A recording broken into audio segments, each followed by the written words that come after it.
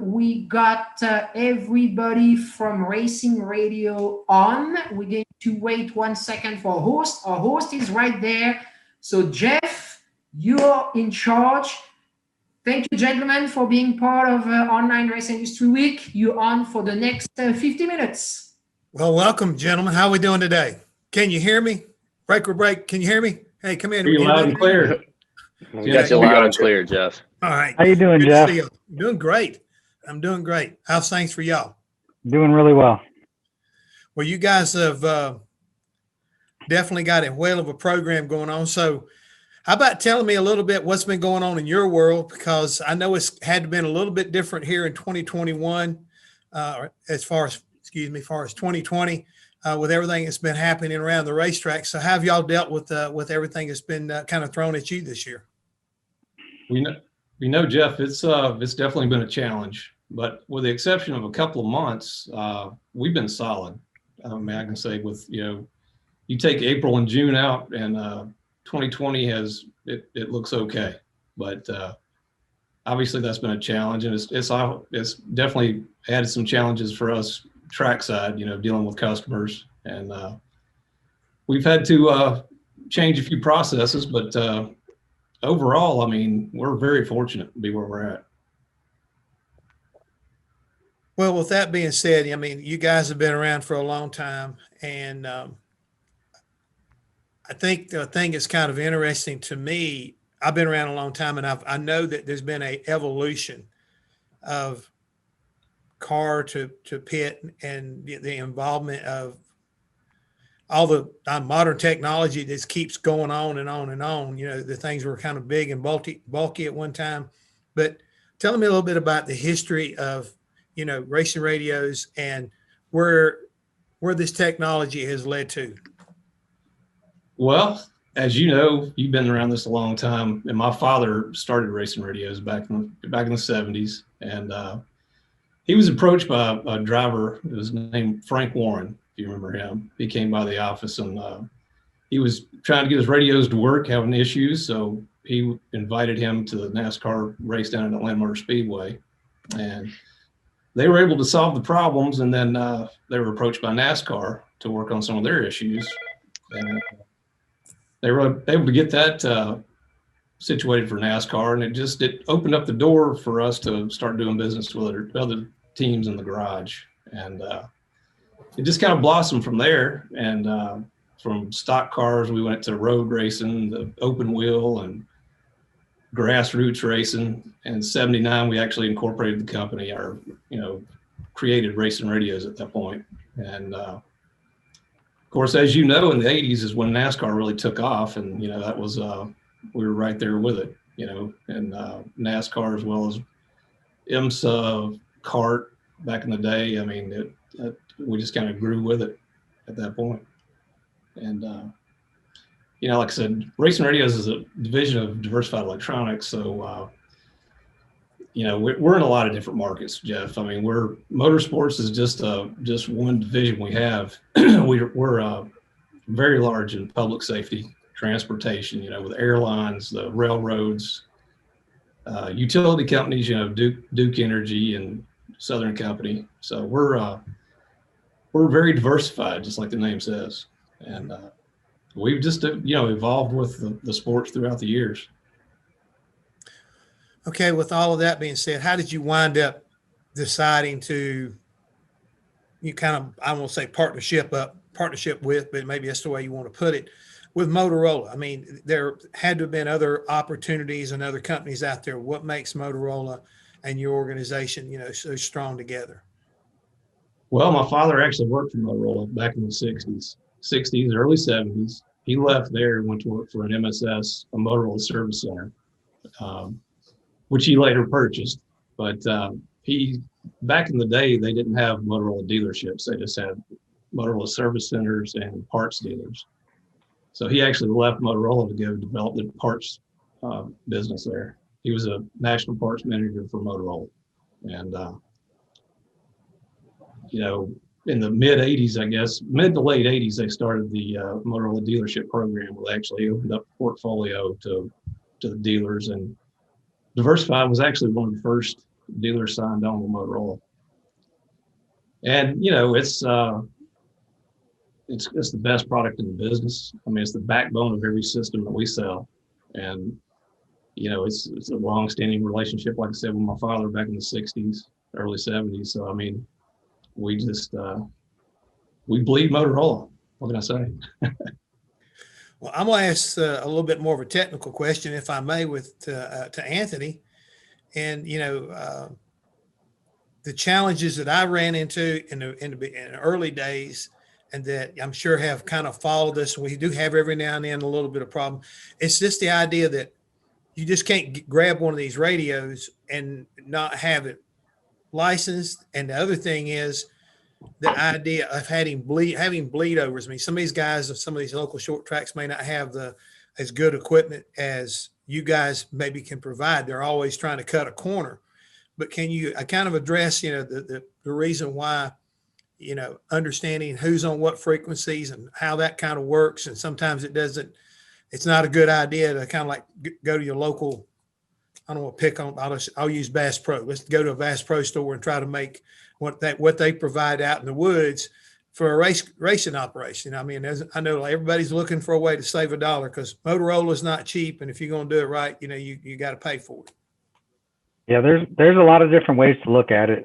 In your major series, we do a lot of coordination, and we keep a spreadsheet of all the different frequencies that are utilized out there.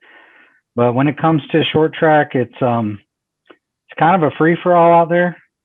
The best thing to do is to have multiple channels in the radio that you are licensed for, and you can monitor your radio. There's a little LED on the top of the radio that flashes when you're receiving a signal. If you're receiving a signal and you're not actually hearing anything, that's a possibility that you have interference on that channel and that you probably should use a different channel. Because that's basically saying that there's a carrier on that frequency that someone else is talking on. And a lot of times when you key up on that frequency and that light's flashing at the same time, you'll hear a lot of garbled noise where it's two signals intermixing with each other in analog. And in a digital form of communications, you'll probably just have a problem where you won't be able to talk sometimes. Sometimes it'll get through and you'll miss conversations. But really the only way to coordinate at a short track is to monitor your own radio system and try to stay off of other channels. Well, guys, just real quick, you know, we're taking in information from some of the folks that are watching right now. John Szymanski said that, hey, Tony, you've done a lot of work for them. And also a gentleman named Patrick Casatera said that, you know, that this company and you guys have been doing a jam up job for years. And again, you know, I knew your father, Chris, and I mean, I know that nobody cared anymore, I think, than your group in the very beginning. Because as I said, being around the sport as long as I have, I've experienced, you know, when you only had 2 radios, so we didn't have everybody wired. So, you know, sometimes you may wind up with a third just to make sure that maybe the crew chief or the owner, and in my case with Junior Johnson, you know, we had somebody else listening so that, did you hear what he said? And you at least could talk to one another. So I think it's interesting that all of these guys that have been involved with your company for so long can appreciate the progress you've made in technology. And Tony, going back to you, if somebody is going to wind up trying to put together a group of radios, can you give them a suggestion of something like an entry level so that they get the opportunity to get what they need right on the get-go, rather than waste a lot of money and waste a lot of time and being frustrated with what's not working, you know, with they're, you know, trying to do this homemade type kit. I mean, you're always finding somebody that's trying to maybe get into the business that y'all are in and don't totally understand how technical it is and how difficult it can be. Yeah, I mean, our workhorse radio is probably going to be the CP200D. It's the most versatile radio that we have out there. It's a 16-channel analog or digital radio.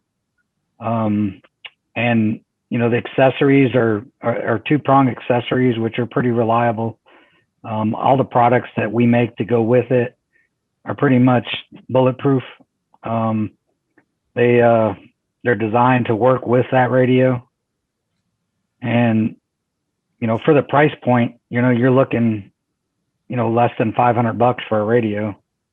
Mhm. Plus, you're looking at accessories, headsets, and harnesses. You could probably, we have a package deal online, which is pretty reasonable for a 2-person, for a car and a crew. So. Yeah, and real quick, kind of address the analog versus digital, so that folks can think, okay, exactly what are we talking about here? All right, so analog has been around forever. It's frequency and a private line code. And a private line code separates you from other frequencies, so you have your own private channel.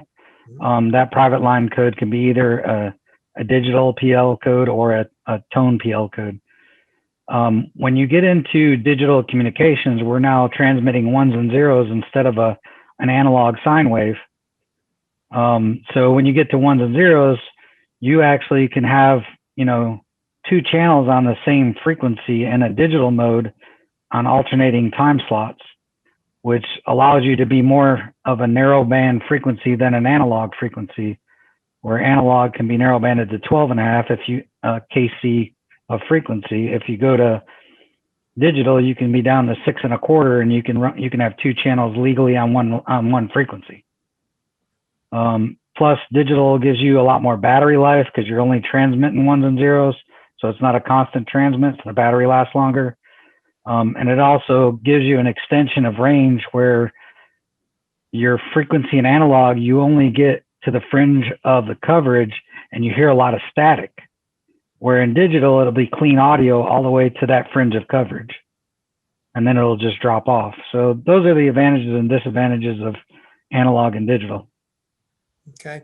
Hey, I want to bring Chad in here. You're the vice president of racing radios, and wanted to see, what with the upcoming, new year just right around the corner, give us a little bit of an overview. What is the direction that you're taking the company, and what are y'all going to be focusing on when you come into the 2021 season? Well, 2021, Jeff, I think is going to be a pretty good year for us.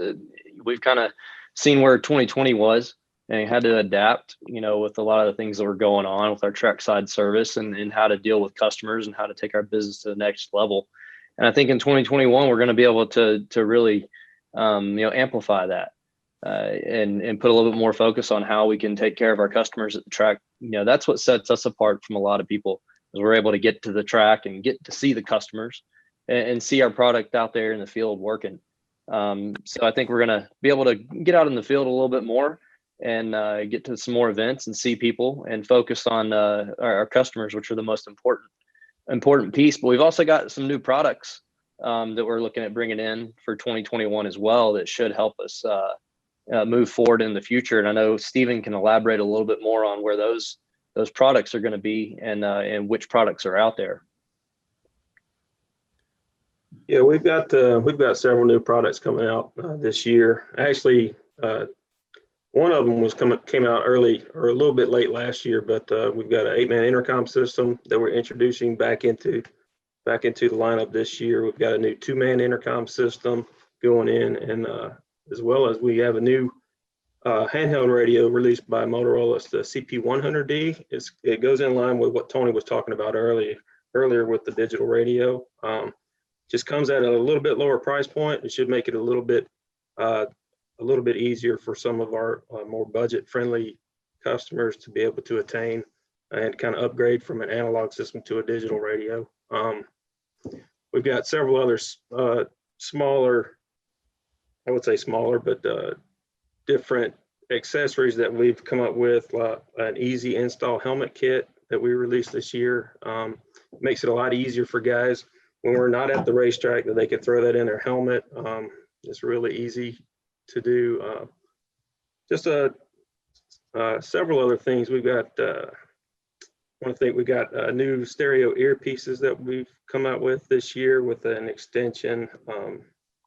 You name it. And we're also constantly, one of the main things that we do here, that we're proud of that we do here, is we do a lot of custom work. So we're doing a lot of custom installs, a lot of custom design of car harnesses that go in specific cars. So we're doing a lot of, somebody calls us up and says, hey, I need this car harness built for this car. And we're able to provide that service to different teams out there, different professional teams, whether it's a BMW or, stock car, anything. We can custom make all our harnesses here. So.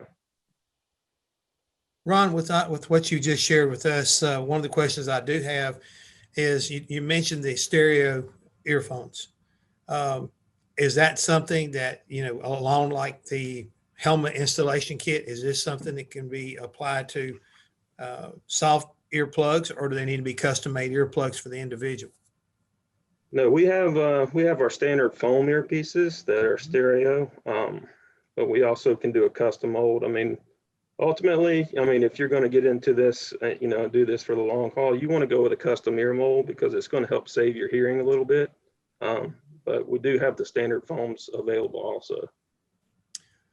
Do y'all, and Ron, you and Tony both can come back on this question here. Is there a series that gives you more of a challenge than others as far as, trying to help the driver and particularly be able to hear better? And, sometimes you might not think about it. Maybe Indy cars are one way and a dirt late model or a sprint car is another, for those who are allowed to run radios. You mean more of a specific noise level? I'm talking about, as far as inside the car, you could go with the stereo earphones, but at the same time, is there anything that you guys have run into or anything that you've been able to suggest to a competitor and a driver in particularly that would help them, hear better? Well, custom ear molds are really going to be your best bet. I would suggest, either find us at the racetrack where we can do a custom mold and we can mold your ear. It's really important how deep you get down in the ear canal, but custom ear molds are going to be your best bet. There's also new technologies in the radios these days that have some noise cancellation features. There's also some of the top tier Motorola radios also have features where you have, if you have hearing loss, that they can tailor that receive audio to your hearing loss so that you can actually, it helps you hear if you have like a particular hearing loss, and we can tailor that audio to your ear. There's also the a lot of people like to wear speakers in their helmet. And one of the things we've been playing with is there's custom earplugs out there with these noise filters in them that can actually lower the decibel level of the ambient noise, but still pass voice.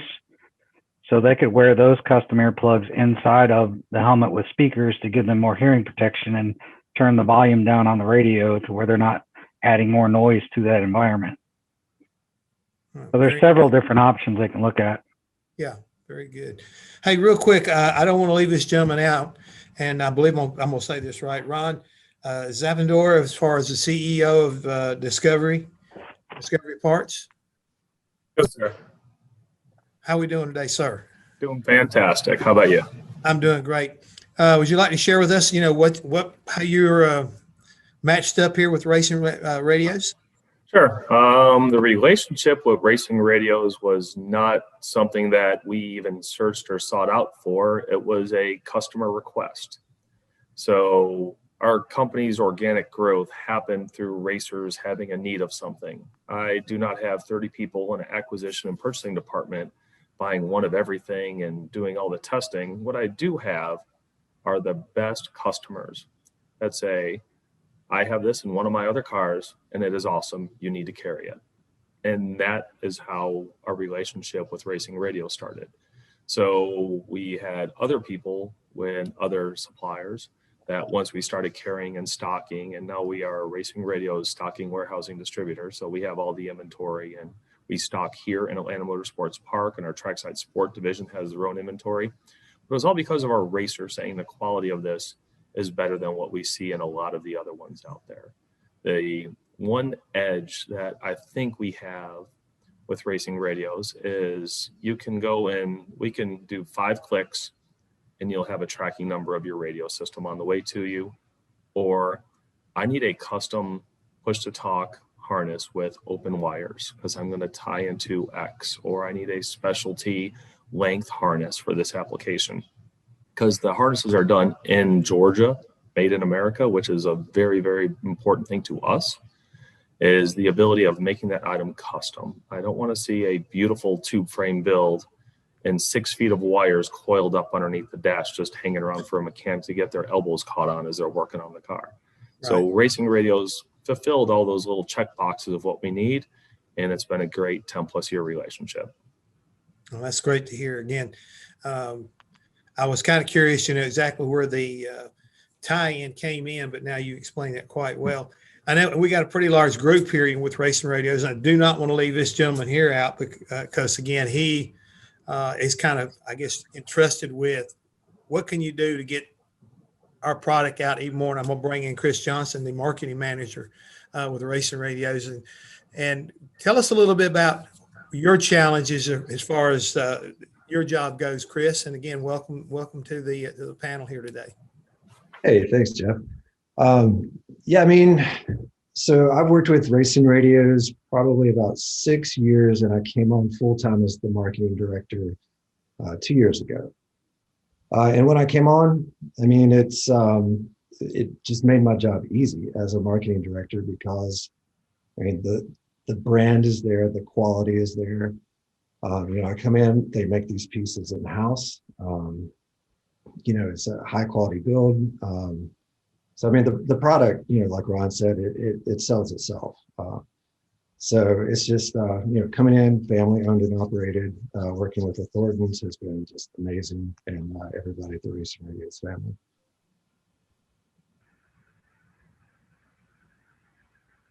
All right, well, great. Again, welcome each and every one of you guys here today. And the thing right now, Chris, with what your dad started back in quite a while ago, what do you think he would be saying right now about this, about the industry and the direction that you guys are taking the company? Because again, you do so much for racing, but you're not just in racing. Do you do any other kind of like with the military or anybody else as far as you mentioned the airlines and stuff, or airlines, but what's the next path you're going to branch out into? Well, I mean, it's and that, honestly, it just, of course, John T is still around. I mean, he's retired, but he's on the farm. He keeps up with us quite a bit, to be honest with you. But I'm gonna let Chad speak to some of the new technology that we're incorporating into the product line, and that's going to be, like our bi-directional antennas that we're installing in buildings around the state, around the nation, for that matter, and just as far as enhancing the signal of the first responders, cellular. We've got a lot of different options there, but I'll let him speak to that. Yeah, so like Chris said, I mean, we're a very diversified company, kind of live up to our parent company's name, Diversified Electronics.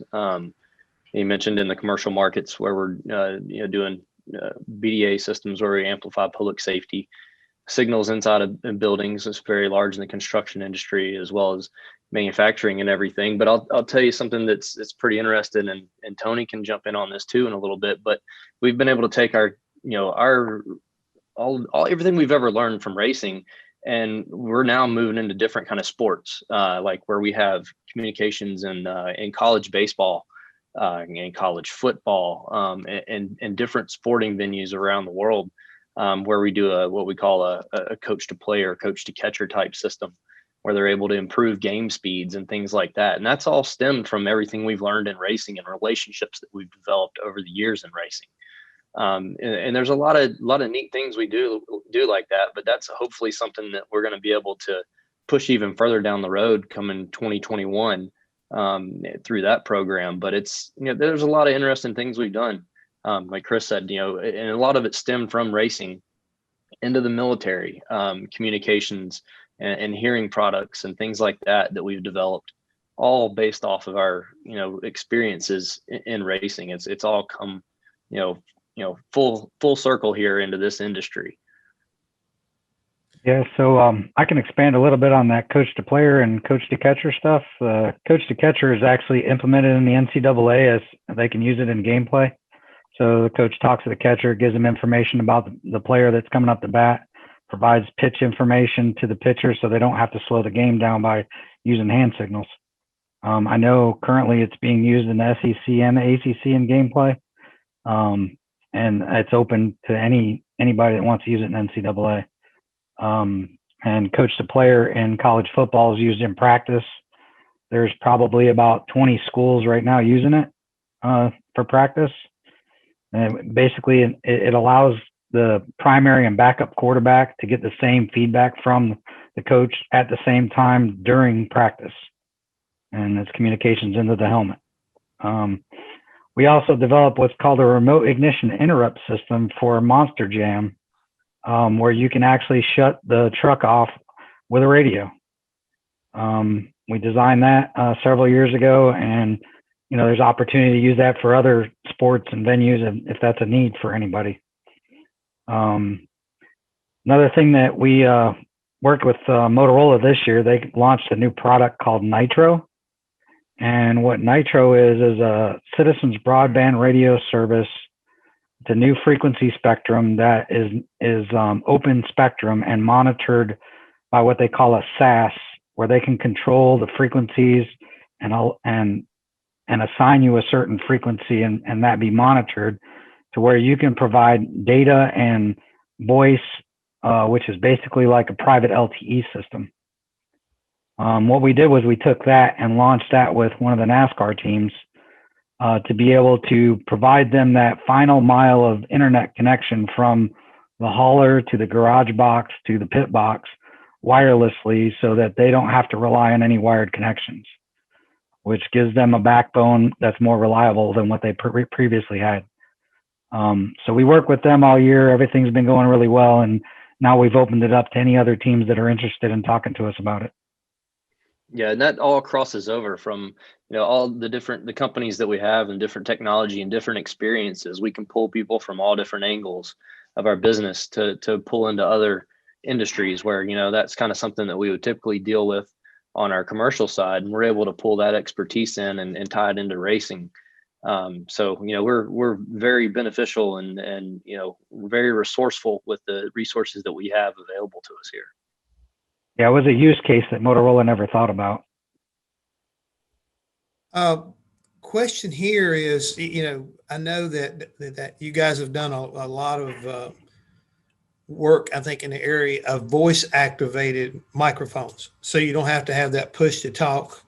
How is that coming along? And as far as the competitive side of, or I'm thinking more like in the racing side, but how well is that performing in other types of areas, like law enforcement or first responder type deals? Is that coming along? Who wants to take that one? Yeah. Well, as far as I'll hop onto it real quick and throw it off to Steven. But yeah, that's something that we really don't use a whole lot, even from the racing side, even into the law enforcement side. It's just the technology is not, I'd say, reliable in my mind. I'll let Steven kind of take it from there as far as racing goes.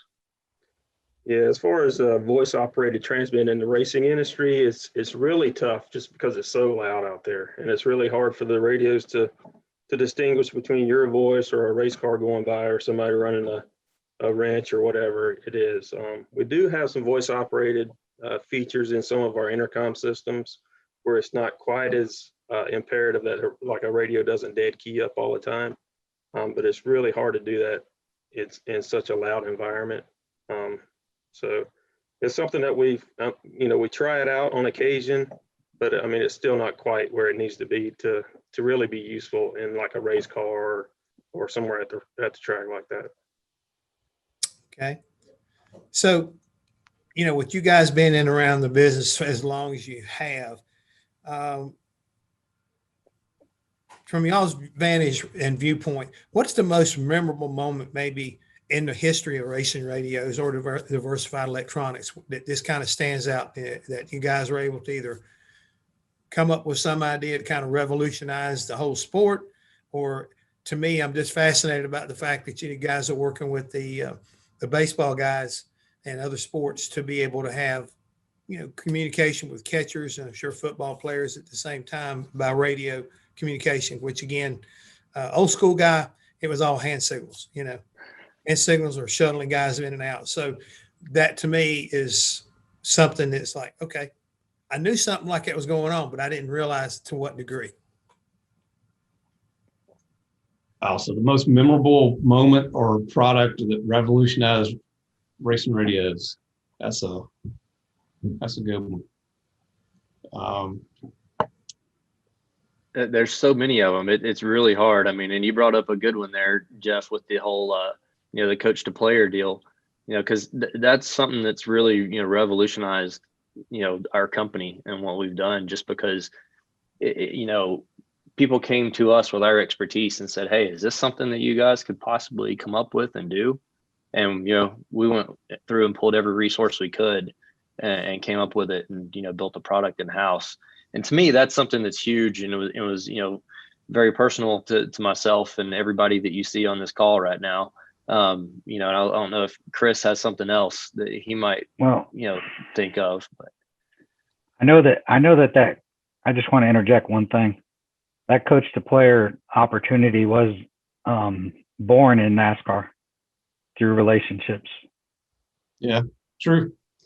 Yeah, that's a good point. Our relationship in racing has opened up other opportunities for us in other markets, and that's a great example of that right there. That's for sure. And also, we're doing a lot with the military, and that opportunity came through racing as well. And Chad, he worked on a lot of those projects up there. We've got a company out of Nashville that we've got several products that we build, like I said, for the military, and I can't tell you about them. Yeah, it's one of them kind of deals right there. If we tell you about it, we got to kill you. Yeah, right. Well, that is some things that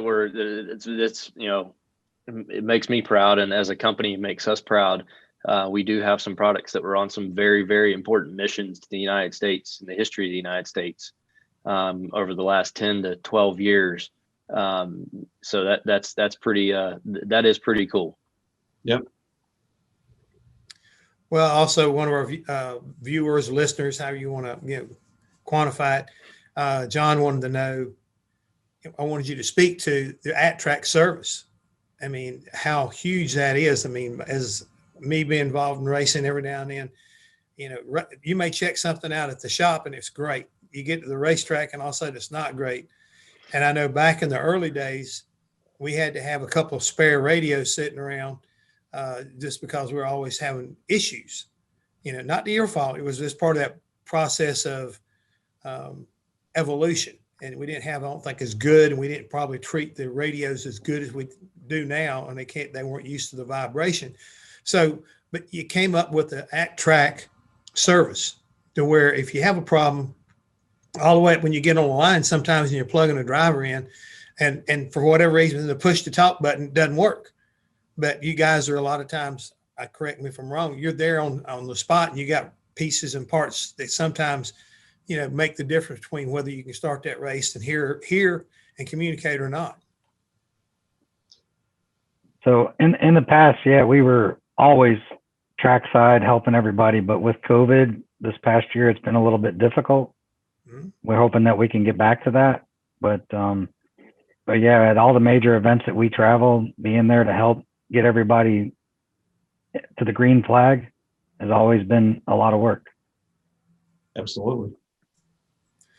And who came up with the idea of, we always had the communication between the driver and the crew chief. And then we brought in the spotter, all those guys on the same channel. But one of the biggest challenges we were facing was not being able to separate the crew members when you wanted to talk to them and having the opportunity to kind of like keep them off of them be able to hear something the driver not be able to hear. So how did y'all come up with a system that allows you to do that? Be able to talk to the driver, but sometimes when you want to talk to the crew, being able to switch over and talk to the crew without the driver hearing. Well, when the radios got a little bit more advanced and they started adding a feature called scan, where you can listen to 2 channels at once, that made that ability for the crew chief to switch to another channel and talk to the crew and then still go back to the primary. And then when they come out with digital, now that's a secure communication to the crew instead of an open channel that someone can monitor. Yeah, and Jeff, that also who handles that security part, Chris? I mean, as far as when you deal with NASCAR or even like in Formula One, how elaborate are the different series and how much they have, all access versus digital private line? Well, as far as, I'm not sure I understand the question there.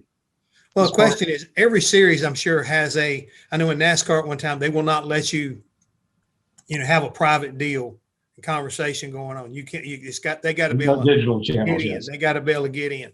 And I just wondered how NASCAR differences are compared to Formula One or somebody else's series. Yeah, well, there are several series that digital is legal, but you have to rebroadcast it in analog so that they can monitor it. And that also gives them the capability of having some private channels, and then they're just rebroadcasting the one main channel that the series can monitor. So, and there's several series that are allowing that, but NASCAR, and Tony could speak better to it. I mean, they've been analog only for forever. Yeah, the driver to crew to spotter has to be analog. Anything else can be secure. Okay. Yeah, and a big piece of that is been in the past is also, the fans. We want the fans to be able to hear what's going on, and that's a big piece of the sport. And the analog allows them to do that. If we go digital, it takes part of that away from the fan experience at the racetrack. As part of that experience, is there still a fear in, like, at one time, and we've kind of talked about bleed over, but do you ever worry too much about the fact that some fan or some kids, whatever, some crazy that could get and have access to be able to talk to a driver and break through their ability, to protect somebody, calling up the driver at the most inopportune time? It has happened. There's really no way around it other than going to a different channel that's not listed on the scan list.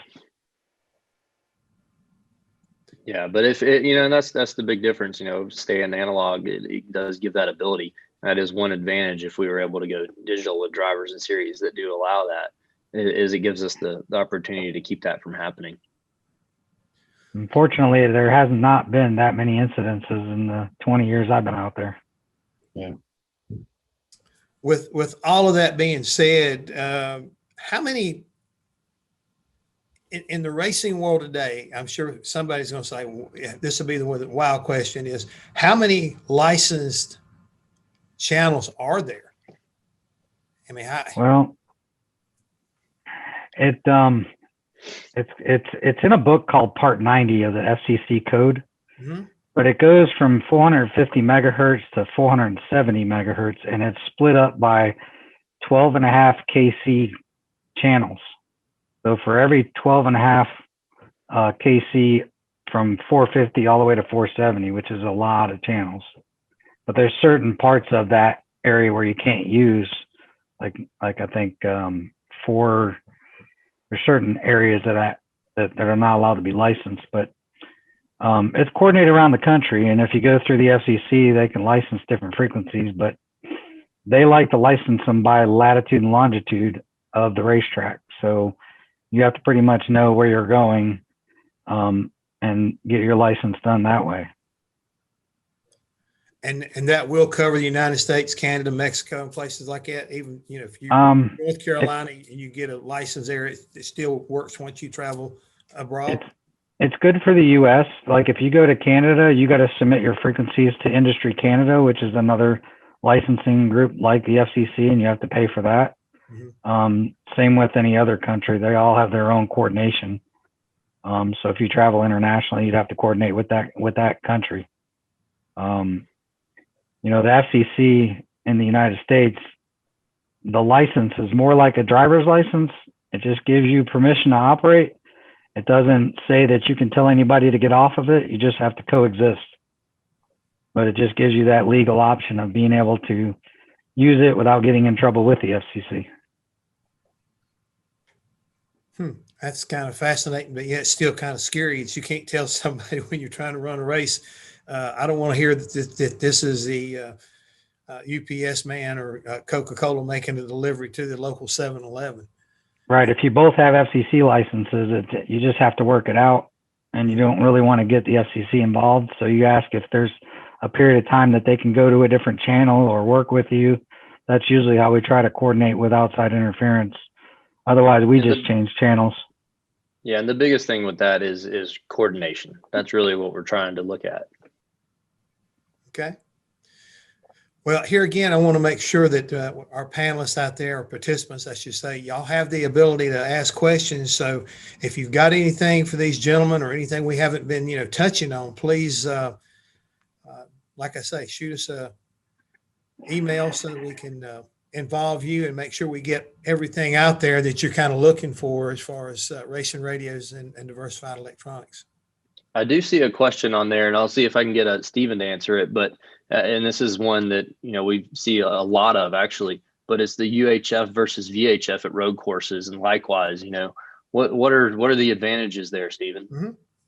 Well, primarily we deal with the UHF in the frequency band, and one of the reasons that we do that is most of the series out there running UHF, and that kind of gets you away from trying to purchase two different radios to try to, if you wanted to monitor the series or monitor, and run also your program, you kind of want it all on the same platform.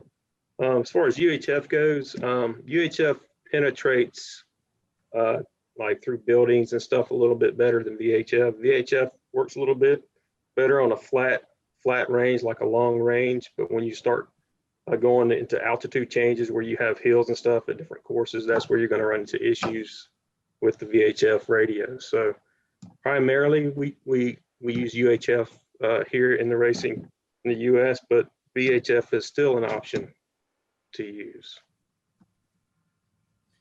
Okay, with that question being brought up, what would be necessary to be able to boost that signal or get it high enough to where it would work better for you? I mean, how much and how would you go about doing that effectively? If I'm the crew chief and I'm in pit road and I need to talk to somebody, how big of an antenna would I need to run up, or what kind of booster would I need to put on my signal to be able to communicate with my driver on a big open course or a hilly course, for example?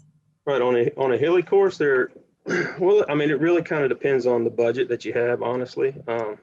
Ultimately, the best option that you would have would be to put a repeater system up at like a long course. And so you would mount your repeater system centrally located at the racetrack and get your antenna as high as possible. That should give you coverage completely around the racetrack. Depending on what your budget is, you may can just run an antenna up. A lot of guys just run antennas up in their pit box. And that's going to give, the higher you get your antenna, I mean, that's the biggest effect that you can have on range. So you get your antenna up, 30 feet up in the air, and you're going to get a lot better range out of your complete radio system that way. Okay. All right. We covered the radio. We talked a little bit about, where we're going in the future. But what's going to be the next big breakthrough, guys? I mean, what is the next thing that can expect, coming down the pike here? Not next year, but as we look more into the future of, let's say, 2023, 2024, that we can expect out of you guys. It doesn't have to be directly in racing, but how about just the future? Well, I can tell you, from the standpoint of our industry is technology driven. And technology these days is advancing so fast, where that technology is going to go. I mean, 2021, 2022, 2023, honestly, 2023, I can't imagine where the technology is going to take us, and that's something that we're staying on top of as a company, is looking at that technology and seeing where it's going to take us in the future and how we can adapt our products to that. And we've been doing that. There's a lot of that work going on in the background in our company, as R&D, as those products do come out. And that's something that benefits us being the partner that we are with Motorola, and the size that we are. We're able to see some of that stuff before some other people may be able to see it, and we can help work in the background. Tony and Steven are big on that, working with engineering group back at Motorola based in Chicago, and saying, hey, what do you guys think about this technology? So there's a lot of stuff that's coming. There's some stuff that we know we can't necessarily talk about yet, but by 2023, there's going to be a lot of product advancements and a lot of technology advancements, and expect to see a lot of good things out of us. Okay, with that being said, is that going to be in the direction of smaller products, as far as the radios we're running now? Again, just, what can you share about that? Because with racing, you want as light as possible, but yet you need to have the ability for it to be functional and do what you need to get the job done as far as communication between the crew and the engineer. And I guess everybody and his brother's got a war room nowadays. So that signal and how all that communication, it all ties in together. So are you looking at anything there that's going to integrate what's going on back in, say, North Carolina when you're racing in Texas?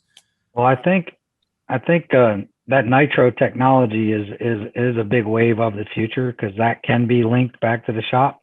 Mm-hmm. And it does have a voice component where you can communicate back and forth, as well as you can send a lot of data.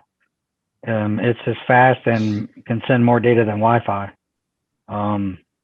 And a lot of the new products that are coming out, not just from Motorola, but across the technology platform, are all going to have the on-go standard of CBRS, where they can have a SIM card in that device and work on a nitro system. So a lot of that is coming, it's just the start was last year. It's coming down the pipe, some new technology. Well, and Mr. Chris, as I would have to say, you guys at Racing Radios have been doing a well of a job ever since the inception, and your dad decided to step off into the big pond, you might say, way back when. And just kind of like, just keep steadily getting better and better and better. And, we've got about 2 minutes left here in our session. So I'd like for you to kind of like close it out and give us a real quick view from your part of this company about what we can expect. Again, once you keep talking about the future, but share a little bit more of the history of this company, because again, your father, he took a lot of heat a lot of times early on from both NASCAR and the competitors, because we wanted more out of something we didn't really even understand, and we didn't understand that protecting that radio and not shaking the guts out of it and not letting it sit in the race car after the race, all the little things that just made it a nightmare for your father at that time, trying to educate us and how to, I guess you might say, take care of something that was almost as fragile as an egg. Well, you say that, but a lot of those old radios were pretty durable. And back when you were at Junior Johnson, for instance, you had the MX series; those were 800 megahertz. Mm-hmm. And I don't know if you're aware or not, that radio was probably about $2,800, just the radio. That's before you put a headset on it, before you put a headset cable or a charger. And I know Junior probably had 20 plus of those radios, and that radio was fully repairable. Back in the day, you could run over that thing with a truck and you could bring it to us and we could fix it. You would have to pretty much set it on fire before it was unrepairable. And that's the biggest difference you see in the radios from the old day versus new. And the newer radios are, they're durable, but they have a lot of functionality that the old ones didn't. But the clarity of some of the old 800 megahertz radios, like you had Darwall, remember if you were there within them, when a Darwall racing, they called it. Yeah. He had a set of those 800 radios as well. And the clarity of those radios, they actually really worked pretty well.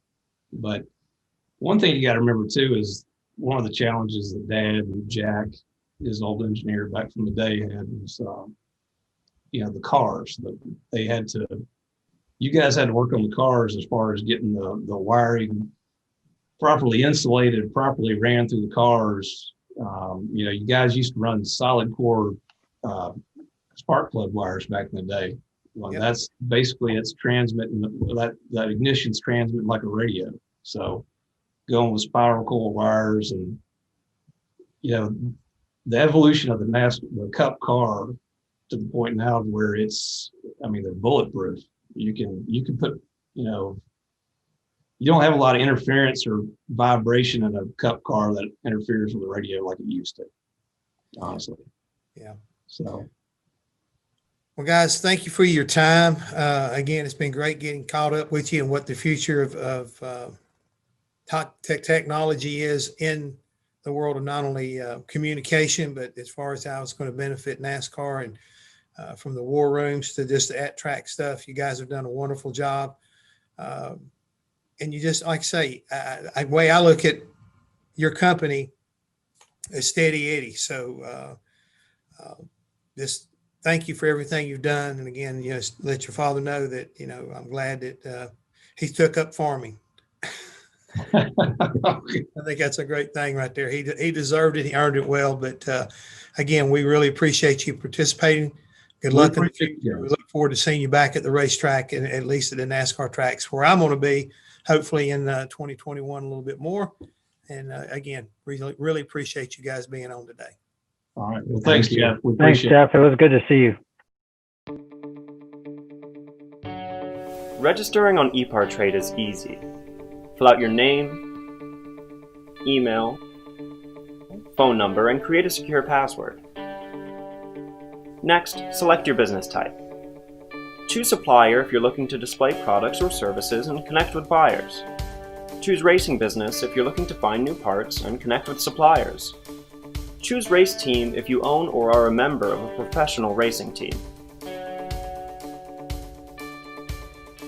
Begin typing your company name. We most likely already have your company in our database, which you can select from the drop-down.